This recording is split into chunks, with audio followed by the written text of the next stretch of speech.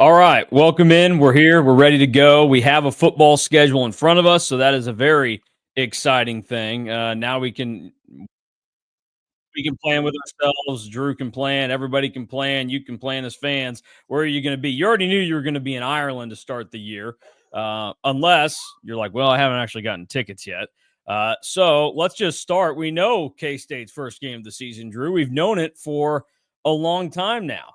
K-State will be facing Ireland in the Aer Lingus College Football Classic, and I've got really good news for anybody that's sitting around thinking to themselves, "Oh man, I think I'd kind of like to go to that game." Well, if you want to just get everything taken care of right off the bat, you can still go to cats2ireland.com, and that's going to be able to hook you up with everything that you need for information on official travel, hospitality, and airfare packages. So that's what cats2ireland.com does for you. But for those of you that have been waiting around, the remaining single game tickets have now gone on sale to the public. It started at 5 o'clock last night on Monday, so you could get those online through the K-State ticket office, and now we are past the time, so you can call the ticket office or you can go in person to Bramlage right now and get your single game tickets for K-State, Iowa State in Ireland. And if you have any other questions about that, go to kstatesports.com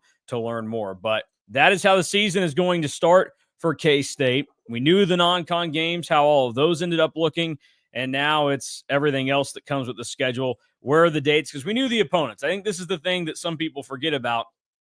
We've known exactly who K-State's going to play really since basically over a year ago when the Big 12 released it, and now we still know the next 2 years who K-State's playing in conference play. But having the dates is such an important part of the schedule that can be overlooked by some. Yeah, it is kind of wild to think that we knew the opponents last year and we didn't have a schedule now. We're in that same boat looking forward to next year. But I mean, we can just jump right in. I think that the first thing that a lot of people had questions about was where do the bye weeks fall? And the first one coming after non-conference, I think that's the smart thing to do because we talked about it actually while we were in Ames over the weekend. K-State wins that game, or Iowa State wins that game. They're kind of in the driver's seat for the Big 12 because they have the 3 bye weeks. And I think that the 3 bye weeks are spaced about as well as you could have them. A bye week, and then you play at home against UCF, a team that you probably don't know a whole lot about coming into the season. And is kind of in a little bit of a rebuild, so you get to see and know more about them. You get a bye week right before you get to play KU on the road. Will be an emotional game. Will be probably one of the best crowds in Lawrence in a long time at the new booth there. So you get a bye week before that. Then you get a bye week before you play at Oklahoma State. We all know that K-State has struggled in Stillwater for literally Mason and I's lifetime. So getting a bye week there, I think, is beneficial. It is a little bit odd because of how the schedule lays out. That with the bye weeks, K-State only plays 2 home games after in the last, what is that, 7 weeks of the season? Yeah, the last half of the season, you're only at home twice. But the other oddity that kind of comes with all these bye weeks is there's only one stretch where K-State plays back-to-back home games and only one stretch where K-State plays back-to-back on the road. So it's about as balanced as I think that you could possibly have it. Well, you make the schedule pretty balanced when you take a home game away from yourself and you go play it in week 0 in Ireland. So I'll give that out there to anybody that wanted to pop that off. Here's what I have laid out here in looking through the schedule as quickly as I could, because so much of this is not just about, okay, you're playing this team here and there and this time or whatever. What does that other team have coming off of it? Like you can see for K-State with the extra bye week that they have, really the toughest stretch in terms of what if another team was looking at it and saying, oh, they're coming off of this difficult stretch of games. It's really going to be Colorado saying, man, we're going to get K-State, even though it's on the road. They have to go at Oklahoma State and at Utah before we play them. That's K-State's toughest stretch of the season from a travel standpoint. Obviously, having to go to Ireland is part of it, but Iowa State is going too. And even with coming back from Ireland, I think you should be able to handle North Dakota and then be ready to go for Army after that. So I look around at some of the other situations you get, because last year that was the thing. K-State got a lot of teams coming off of what we thought at the time was going to be tougher games for them. Like Oklahoma State came off of playing Utah. I'm trying to think who else was out. There were a lot of them that seemed like they played Utah as well. Yeah, so that's kind of what I was looking for here, is how this works out. But let's start with a game that we already knew about, and it didn't really click with me until earlier today. But Arizona, that final non-con game of the year, this series finally going to come to an end of these conference foes playing each other as non-conference games. Week 3 at Arizona, that's likely going to be one of those late night kickoffs. The Arizona schools, because of the way the weather is that early in the season, are always playing those late games. And, early in the season, the TV networks are looking for inventory. This is not going to be a Friday night game like last year. We got the schedule last year and we could immediately say, oh, okay, Friday or Saturday. I know that's going on a Friday. And sure enough, it was the Friday Fox game, which was locked into that 7 o'clock primetime slot. That is not the case here with Arizona this year. This is at Arizona on a Saturday night, and I'd imagine that ends up being one of those 9:30 Central Time starts. So that right off the bat is going to give K-State a chance to acclimate to something that they struggled with in their first game last year when they went to BYU. Yeah, that screams like a 9:15, 9:30. I'd say likely ESPN over Fox, but it's definitely going to be a late night game. The other one that has the potential would be Utah, but I think that kind of depends on what that game really looks like going in, because it's not out of the question that Fox would put that game as like their 7 p.m. Central Time kickoff anyway in Utah. So I think that one kind of depends on where it's at. The other oddity of schedules that you talked about, like what do teams have before? Oklahoma State plays. They play 2 games and then have their first bye week, and then they play their next 7 before the bye week, before they play K-State. So that could be a team that's either A, refreshed after the bye, or B, just dead from playing 7 in a row. I don't want you to put the cart before the wagon here, Drew, because I have a whole string of these games we're about to go through. So we'll get to Oklahoma State here in a second. But obviously, and I'll flash up the big schedule again, it'll be at Arizona, then that first bye week, which last night we kind of were starting to piece together some of what the schedule might look like. And I perfectly guessed based off of what we kind of knew where I thought the bye weeks were going to end up. That's the first one. Week 4, K-State won't play. Then they will return home. They will start Big 12 play at home against UCF. The interesting thing for UCF, they're coming off of a game with North Carolina and Bill Belichick the week prior. So this is the first time where you see K-State get that kind of built-in advantage of they don't play the week before, you get that quick rest. But even though you're going to try to be catching up still from the trip to Ireland, and you'll have already played 4, that's one of those where we'll probably have the conversation at the time. Would you rather have a bye right now, or is it too soon to stop the season and kind of reset things? Would you rather just keep going? I'm sure if K-State's 4-0, we'd say you probably want to keep playing and let this thing roll. And if they've dropped a game somewhere, or maybe even 2, because the schedule is going to be pretty demanding there to begin with, then you're saying it probably came at the right time to reset before you officially start Big 12 play. Iowa State obviously is a Big 12 game, but it's broken up week 0, both teams in a weird spot. The following week, go ahead. Oh, I was going to say, I think I'd rather have the bye week where K-State does compared to UCF. I mean, UCF has a bye week after 2 games against Jacksonville State and North Carolina A&T before they play North Carolina. Like, that I think is an example of like the bad bye week. Like Oklahoma State's after their 2 games are against UT Martin and at Oregon. Like UCF might get tested a little bit against Jacksonville State and then gets to roll against NC-A&T before a bye week. So I think I'd rather be K-State in that spot. The following week, they'll go to Baylor. That'll be Baylor's 6th game to start the season without a bye. And they'll be coming off facing Arizona State and Oklahoma State before. This is where it's going to be interesting to see.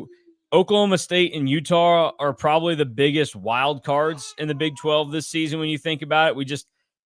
History would tell us that Kyle Whittingham and Mike Gundy would have good teams, but the way that they've played over the last year makes us think those could be rollover games, but I think you still have to take into consideration what it is. And there are a lot of times where teams are getting K-State shortly after facing Arizona State, who, despite losing Cam Scatterby, I think is still going to be one of the top 3 teams in the Big 12 going into next season. But this is setting up right now on paper to probably be K-State's toughest road game, just from the standpoint of what you think the team they're facing is going to be. From a team combined with environment view, it's probably the game at KU, and it could be Utah. We have no idea what those teams are going to be. But the road trip to Waco is Baylor, as they're getting close to that stretch where they get their first bye week. Yeah, Baylor is a fascinating case because I think that they're one of the dark horses in the Big 12 to really make some noise, but we're going to know a ton about Baylor in the early stretches. They play Auburn at home to open the season, play at SMU, and then, like you said, play Arizona State and Oklahoma State before K-State. Like, there's a chance that Baylor is like 2-3, maybe even 1-4 going into that K-State game. So it will be pretty fascinating to see. And I think that I would agree, if we're basing it on kind of how the seasons of all these teams on the road wrapped up, probably the toughest road game, but also like not a lot of great history to make you think that Baylor has it really figured out. And they were really disappointing in their bowl game against LSU. And we know LSU doesn't give a rip about Texas bowls. So No. That was disappointing there. Then K-State will return home. They'll face TCU. This will be TCU's 5th game without a bye. They're also going to have a little bit of a kind of dicey stretch here because they're going to play SMU. This might be the last year of the SMU-TCU rivalry before TCU decided not to renew it. Then they're at Arizona State. Then they get Colorado. So that'll be a pretty emotional stretch for them. Really, I mean, that'll be a tough road trip to Tempe, and then you think it's sandwiched between 2 games that, considering the last time TCU faced SMU in Colorado, they're probably going to be emotionally charged, or at least Sonny Dykes will want those wins because SMU pantsed them last year, and Colorado had no business beating that TCU team in Deion's first game as a coach ever. So what do you make of the matchup with TCU as the second Big 12 home game? Yeah, another one that kind of just an interesting matchup because of what you said. TCU, I'm kind of wait and see on what they are in general, but it is interesting that they play at Arizona State and Colorado beforehand. And another team, like some of these teams, holy moly, if I was their staffs, I would be fuming over where their bye weeks come. TCU has a bye week after they play North Carolina on that Monday night on Labor Day. And then they don't have another one until November 1st. So, again, TCU kind of the short end of the stick. This is where playing in Ireland, I think, is beneficial because of where the bye weeks lie for K-State. Yeah. They don't have like we played North Dakota and Army and now we got a bye before Arizona. It's like, I would rather have it split up to where K-State has it. And what I wrote about on the 5 things on my first kind of takeaways of the schedule, K-State's essentially playing 3 different seasons this season, if you look at it, with 4 games and then a bye, 3 games and then a bye, and then 2 games and then a bye, and then you end with 3 games in a row. It's like there's not really a stretch where you look at like injuries could play a huge factor because K-State's played 4, 5, 6 games in a row. Yeah. And then like kind of limping into the bye. This should be K-State's feeling pretty fresh throughout the season, which again, I'll say it again. If K-State wins at Ireland, they're probably in the driver's seat in the Big 12. Yeah, and you can look there. The last half of the season, you're going to get 2 bye weeks in that final stretch, and the one bye week that you get in between TCU and KU might be the most significant because that was one when things were starting to become a little bit more clear last night. You thought that could be a very tricky stretch. Obviously, you go on the road to KU. And if something were to happen there and the streak doesn't reach 17, well, then you're coming home to face a Texas Tech team that is once again going to start the season with some high expectations. In terms of the K-State KU game, KU is one of 3 Big 12 teams to play in week 0 this year. So the Jayhawks, along with K-State and Iowa State, are going to get that extra bye as well. KU is starting in week 0 at home against Fresno State. So that is the benefit for them because both teams are coming off of a bye week when that game gets played in Lawrence. So there is going to be a 2-week buildup to this Sunflower Showdown that will be the most anticipated Sunflower Showdown since the last one, because it feels like basically ever since Les Miles took over, that's been built up to KU fans saying, oh, this is our shot. This is our shot. And I think they missed their shots in 22 and 23. And then obviously last year, they probably shouldn't have had a shot based on how they were playing, but K-State gave them one, and the Cats secured it. So now you think they kind of have a reset. We'll see what it looks like, but that will definitely be a big game. And that one is slated, if you're looking for dates on these, that one's slated for October 25th before K-State would return home to face Texas Tech. Yeah, again, KU is a team we're going to know a little about, but not a ton. Like, I hesitate to say that their first half of the schedule is pretty manageable, but they play Fresno State, Wagner, then at Missouri, so you'll know some of their. Then they're off, and they play West Virginia, Cincinnati, at UCF, at Texas Tech. So you don't really know a ton about where KU lies kind of coming into that Sunflower Showdown. So it will be a fun matchup. And I think that both teams off a bye. I'm not really sure if that might be the week that I think both teams would rather just play the 18th than have to wait until the 25th.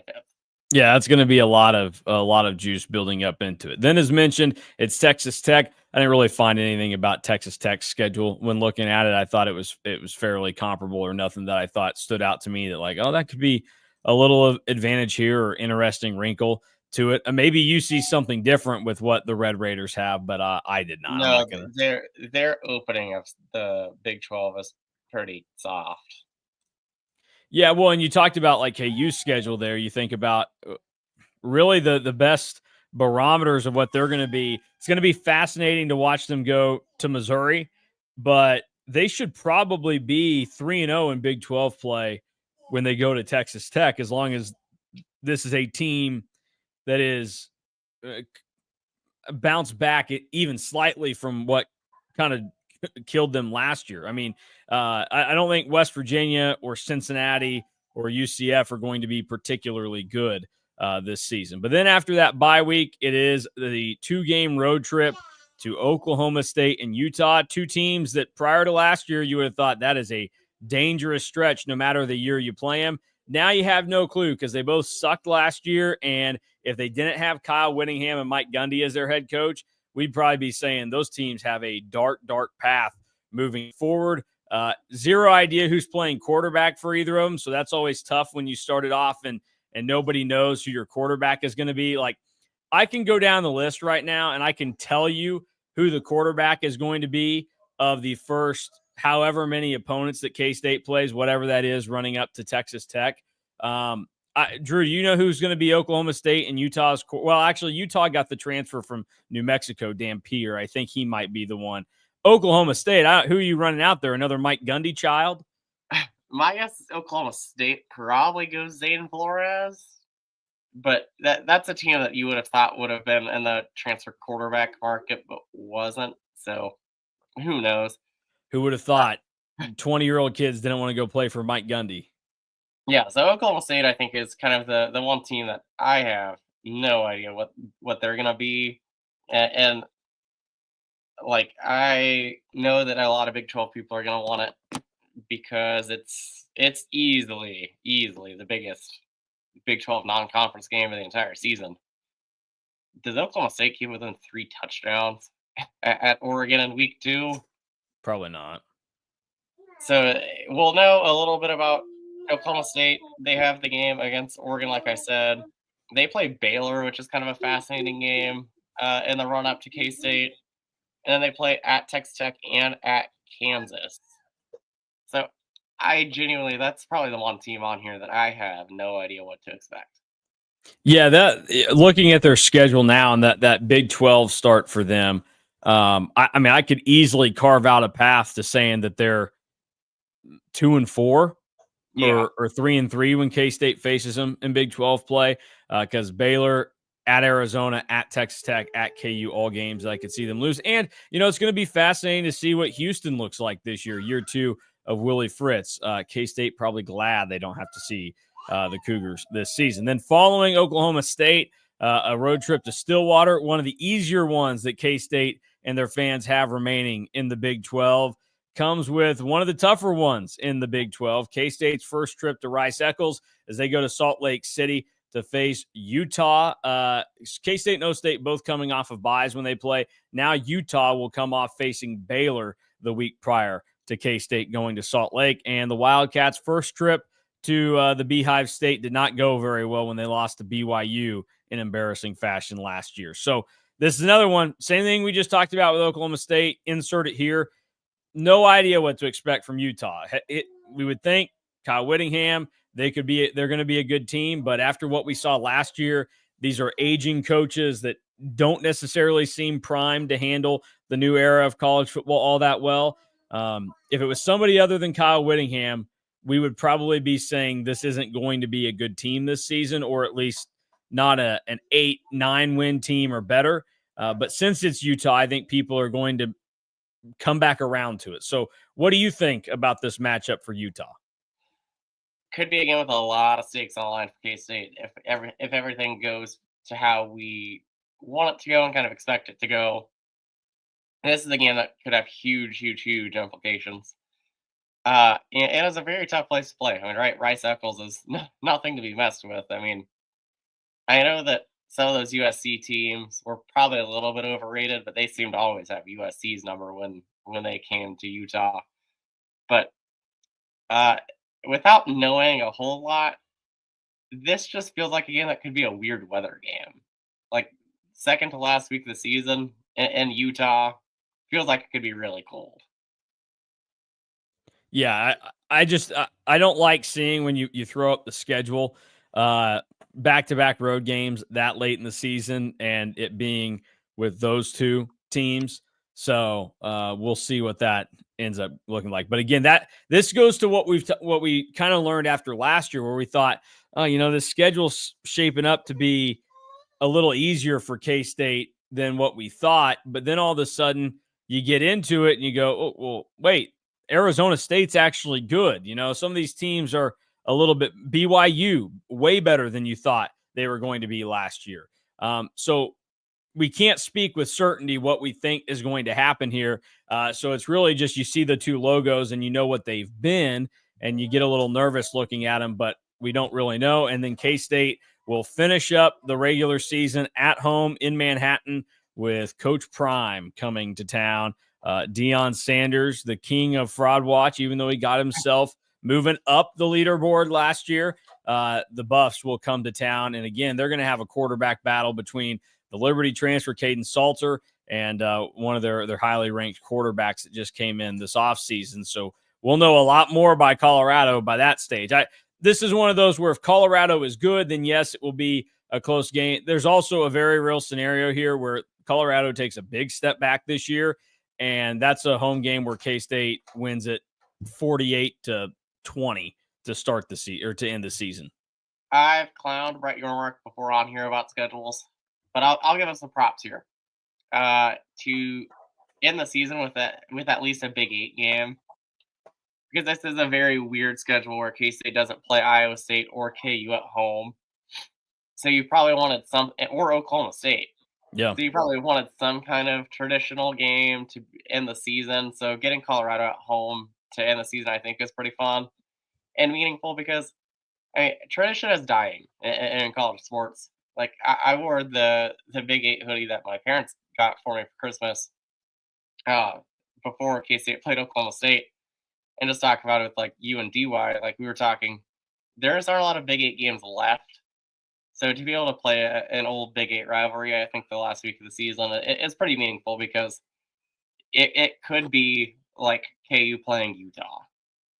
Like, and that just isn't as fun to end the season, I think, as like an old traditional rivalry.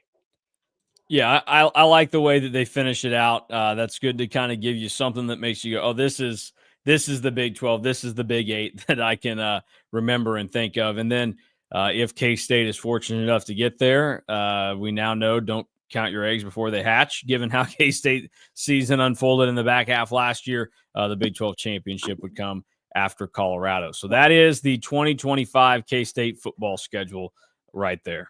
I was also going to add, just as a big picture Big 12 thing, they did a much better job of the last games of the regular season, I think. Like, Iowa State even plays Oklahoma State that weekend. So, like, we're getting a little bit more tradition in that last week than we had previously. So we're making progress. Anything else from the big overarching Big 12 schedule that you noticed that you want to discuss or throw out there? Because I know there are some, obviously non-conference is going to be fascinating. 2 Big 12 teams play North Carolina. TCU is going to start the season on that Monday night against the Tar Heels in Chapel Hill. Once again, they found themselves in the middle of the most anticipated game of the season, I think. UCF also will play North Carolina at home. KU and Missouri getting to play each other again. We've talked so much about how it's been fun to see these old Big 8, Big 12 teams play each other again. And it's exciting, even though we're outsiders to that one, to be able to see KU and Missouri play. And then they're obviously mixed into the season, some games that are going to be looked at as significant in deciding what happens in the Big 12 title race. Arizona State's schedule will be important in that. They play at Baylor. They also play at Utah, at Iowa State, and at Colorado. They do get a home game with Texas Tech. So, like, you start to kind of piece together what this thing is going to look like. That's what they have in front of them. But as we've talked about, you just don't know right now. The Big 12, we thought it was cut and dry last year. It surprised us.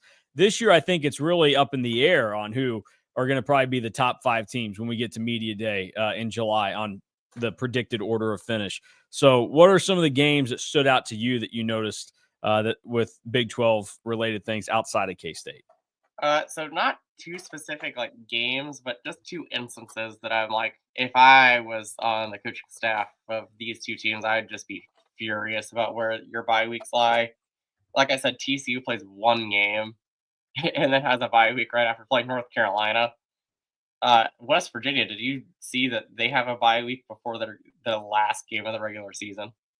Yeah, Texas Tech is also like that. Yeah, Those are 2 weird ones. I don't know. That I to would me be feels like a furious. waste of a bye week, you know? Yes.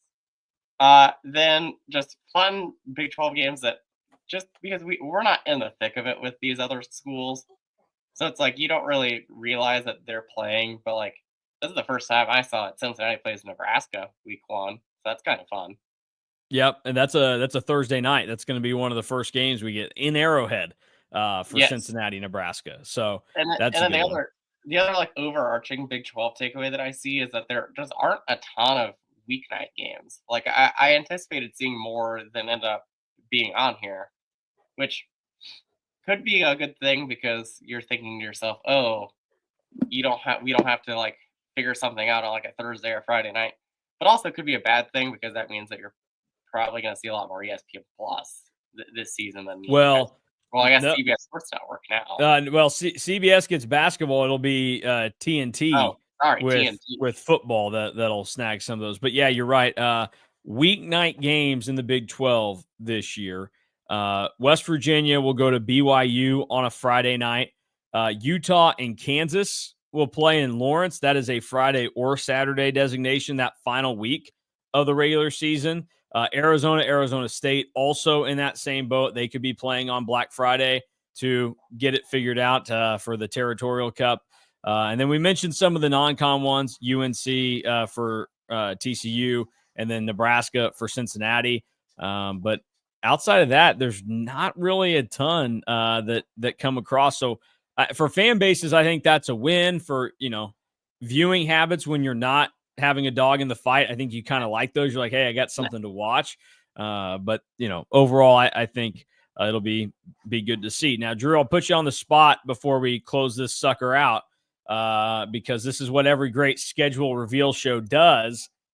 You got to go game by game here and give us your win-loss predictions for K-State, and then we'll tally them up and we'll see what we end up getting out of you. Oh gosh. All right. without a whole lot of thought going into this, I'll say Iowa State is a victory Mm. because I don't want to have to fly. I don't want to fly to Ireland to watch K-State lose to Iowa State. Well, buckle up because apparently your 25 years on Earth hasn't been enough to be around K-State to realize they are losing that game. North Dakota is a win. Army's a win. Arizona's a win. UCF is a win. At Baylor's a win. TCU's a win. Got to keep the streak alive. So beating KU, losing to Texas Tech, that just feels like a loss. I don't know why. Beating Oklahoma State, losing to Utah, beating Colorado. All right, that's a respectful 10-2 with 2 losses in Big 12 play. So okay, I can get down with that. I like the logic there with how that goes. I can tell you this much: if K-State is losing a game at least this year, it will come. One of them is coming in that 4-week stretch where they go Texas Tech, bye week, at O State, at Utah. If I wanted to be generous to myself, I guess I could throw the Kansas stretch in there, but I think it's more likely that they lose to Tech, O State, or Utah mixed in. I am mostly in alignment with you on this. I think just because we know what the history and the track record of this is, I think the only thing that I would tweak from you is I will give K-State the Texas Tech win, but I would probably exchange a loss at Baylor in there, and then a loss. I'd go at Utah as well, just because we know road games are tricky. Utah seems like a prime candidate to be one of those late night games that we know K-State had to navigate not so well with BYU last year. They were able to pull it out against Colorado, but they were kind of fortunate that happened. And then we know Chris Kleiman, that first road Big 12 game of the year, can always kind of throw a wrench into things. And going to Baylor, we'll see. I mean, that's not always the craziest crowd, but if they have high expectations, that'll be a pretty sought after game. And it could happen. So it's really tough this time of year because we don't know what anybody's going to look like. And really, you can't give an accurate prediction for a team season until you get into it. And then if you have K-State like last year, we were 8 games into the season and we could not have accurately predicted what came after the win over KU. So that K-State, it'll be my logic for losing to Texas Tech is K-State's beat KU and Texas Tech like a million years in a row. True. Eventually one of them is going to beat them, and I'd rather have it beat Tech. Yeah, you can't just beat all these teams nonstop. Maybe that's what Brett Yormark was doing. He said something's got to give. One of these teams has to finally beat K-State because we know it's been 16 years since KU won that game, 16 straight for K-State. K-State's won 8 straight over Texas Tech, and you can even go back before that. K-State's won 12 of the last 13 against the Red Raiders. So Cliff Kingsbury in 2015. Congrats, dude. You won 59-44 over the 2015 K-State team. Good for you. That doesn't even really count. That will do it for us today, though. Reminder to anybody watching or listening, we will be back again tonight after K-State, Arizona State basketball. So we will recap, go live, answer your questions and comments when the Cats and the Sun Devils get finished up. Shortly after 11 o'clock, fingers crossed it's shortly after 11, but we know how college basketball in this day and age works. We probably won't go live until 11:30 or 11:45 because those damn suits at ESPN starting games at terrible times and officials delaying games, reviews, everything. Is college basketball a bad product right now? We discussed tonight, 11:30 or something after K-State, Arizona State ends. I don't think it's actually that bad. But I haven't had fun watching it until the last 2 weeks. So that could tell you something. For Drew Galloway, I'm Mason Voth. We'll talk to you again tonight.